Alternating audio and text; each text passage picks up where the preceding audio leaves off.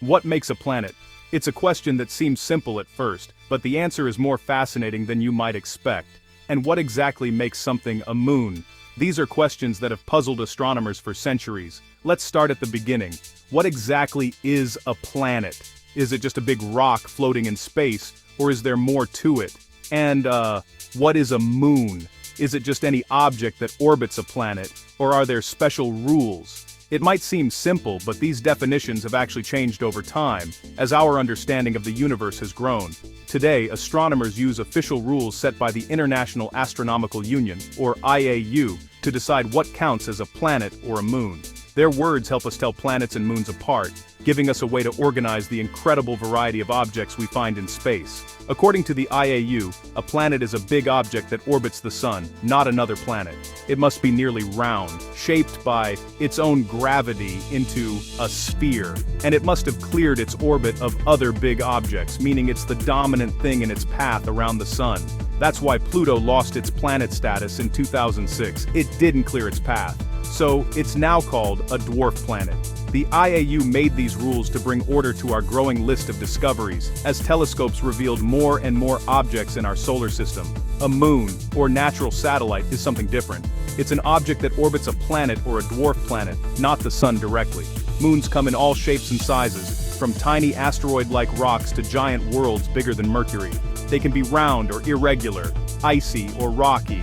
But what unites them is that they always go around a planet or a dwarf planet, not alone around the sun. These definitions seem clear, but the universe is full of surprises and exceptions. As we'll see, nature doesn't always fit into neat boxes. Some moons are as big as planets, and some planets have strange, tilted, or even eccentric orbits. For example, Ganymede and Titan are larger than the planet Mercury, blurring the lines between moons and planets. And some planets, like Uranus, spin on their sides, while others, like Pluto, have orbits that are far from circular. Understanding the differences between planets and moons helps us see our place in the solar system more clearly, and reminds us that the universe is more complex and wondrous than we might first imagine. The clearest way to tell a planet apart from a moon is by what it orbits. This simple rule is at the core of how astronomers classify objects in our solar system and beyond. Planets orbit stars. In our case, that means all planets go around the sun, tracing out vast, elliptical paths that take years to complete. Mercury, Venus, Earth, Mars, Jupiter, Saturn, Uranus, and Neptune. They all make their long journeys around our star, each with its own unique speed and distance from the sun. These orbits define the rhythm of our solar system. Moons, however, do something different. They orbit planets, not stars. This is true whether the moon is tiny or massive. For example, our moon does not orbit the sun directly. Instead, it travels with Earth, as we both move around the sun, locked in a gravitational partnership that has lasted billions of years. All moons, no matter how big or small, are locked in this dance around their planet. Some planets, like Jupiter and Saturn, have dozens of moons, each following its own path. This orbit rule is the heart of the IAU's definition. It's a fundamental guideline that helps astronomers decide what to call each object they discover. It doesn't matter if a moon is bigger than a planet. If it orbits a planet, it's a moon. If it orbits the sun and clears its neighborhood, it's a planet. Simple, but powerful. This rule keeps things clear, even when objects challenge our expectations. So, when looking up at the night sky or reading about new discoveries, remember, where an object orbits is the key. This knowledge helps us make sense of the cosmos. This distinction guides scientists and makes it easier to organize what we find in the universe. It's a simple rule, but it shapes our entire understanding of the solar system and beyond. Here's a fun twist about our solar system that might surprise you. Some moons are actually bigger than planets. That's right. When it comes to size, the line between planets and moons isn't as clear as you might think. Size alone doesn't decide whether a celestial body is a planet or a moon. Take Ganymede, for example, which is the largest moon orbiting Jupiter. Ganymede is so massive that it's even bigger than Mercury, which is the smallest planet in our solar system. Ganymede measures about 5,268 kilometers across, making it the largest moon in the entire solar system. In comparison, Mercury is only 4,880 kilometers wide, which means Ganymede easily outclasses it in size. Titan, the largest moon of Saturn, is another giant among moons. Titan is just a bit smaller than Ganymede, but it's still larger than Mercury, and comes close to matching the size of Mars, the red planet. Titan's diameter is about 5,151 kilometers, making it a true heavyweight in the solar system. These moons aren't just big, they're fascinating worlds in their own right, with thick atmospheres, complex surfaces, and possibly even vast underground oceans hidden beneath their icy crusts. Yet, despite their impressive size and unique features, Ganymede and Titan are still classified as moons. Why is that? The answer lies in their orbits. Moons orbit planets, while planets orbit the sun. Their paths around their parent planets keep them in the moon category, even though, based on their size and complexity, they could easily be mistaken for planets themselves.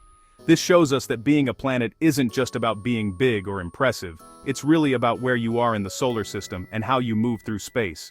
The universe is full of surprises, and giant moons, like Ganymede and Titan, remind us that there's always more to discover, and that sometimes, the most remarkable worlds aren't planets at all.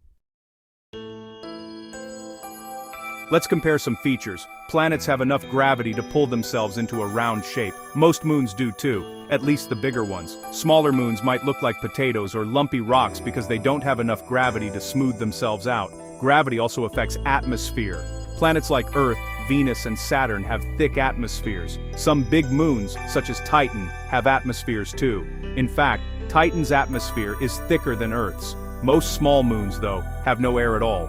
Shape matters as well. To be a planet, you need to be nearly round. Big moons are round, but some small ones are weirdly shaped. The reason is simple. Their gravity isn't strong enough to make them round. Overall, planets and big moons can look similar up close. They might have clouds, volcanoes, ice, or even oceans. Yet the main difference is still their place in space, around the sun or around a planet. How do planets and moons come to be? Well, it's an exciting story. Planets form from giant disks of gas and dust that swirl around newborn stars. Over millions of years, bits of rock and ice stick together. Gravity pulls them into bigger and bigger clumps, and eventually, they become planets. Now, moons can form in several ways. Some, like Jupiter's big moons, form alongside their planet from the same disk of material. Others are captured, pulled in by a planet's gravity if they wander too close.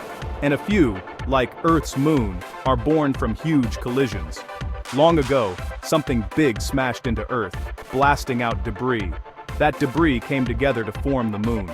These different birth stories create a wild variety of moons. Some are icy, some are rocky, some are alone, while others have mini moons of their own. Knowing how planets and moons form helps us guess what we might find around other stars. You might be wondering, how many moons are there? Well, the answer is always changing as astronomers discover more. As of 2024, there are over 290 known moons orbiting the planets in our solar system. Jupiter leads the pack, with 95 confirmed moons. Saturn is close behind, also with about 146 as of the latest count. Uranus and Neptune have their share too. Uranus has 28 known moons, and Neptune has 16. Mars has 2 tiny moons, Phobos and Deimos. Mercury and Venus, interestingly, have none at all. Earth, of course, has just one big, beautiful moon. Each discovery tells us more about the wild, varied family of objects orbiting our sun. The more we look, the more moons we find, sometimes the tiniest, barely there chunks of rock caught in a planet's gravity. Not everyone agrees with the current definitions. Some scientists argue that big moons like Ganymede and Titan should be called satellite planets. Their reasoning? These moons are world-sized, have atmospheres, and may even have underground oceans. They are planets in almost every way, except their orbit. This debate goes back a long way. In the 1800s, astronomers called the largest moons secondary planets. Today, some experts think the IAU's focus on orbits is too simple.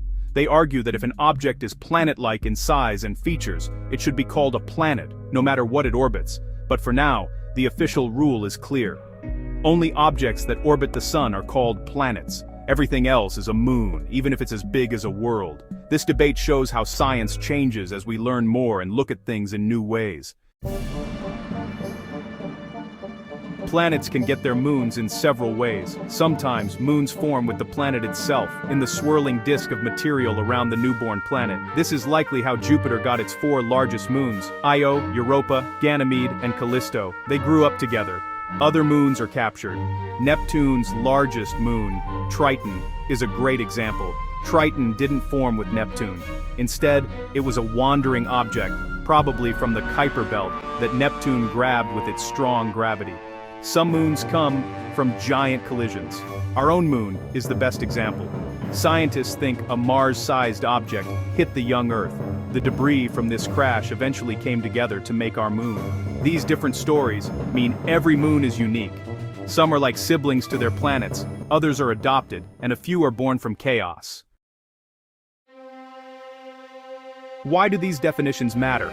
Simple words like planet and moon help us organize the universe. They guide our questions and discoveries. For example, knowing what counts as a planet or a moon helps scientists study how solar systems form, change, and evolve.